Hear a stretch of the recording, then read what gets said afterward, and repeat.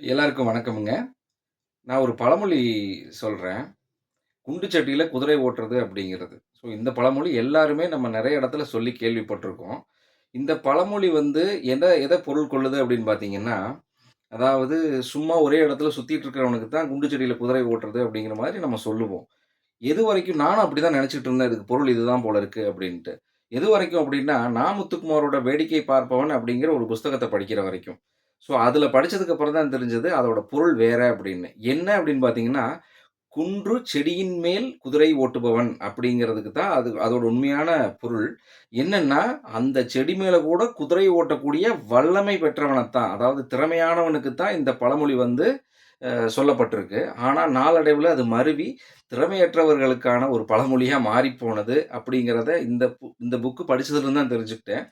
So அது அல்லாமல் பழமொழியில் மருவிய பொருள் விளக்கம் அப்படிங்கிற புஸ்தகங்கள்ல இருந்த தொகுப்புல இருந்தும் நெறைய பழமொழிகள் இந்த மாரி மருவியிருக்கு அப்படிங்கிறத நான் கேள்விப்பட்டேன். நன்றி.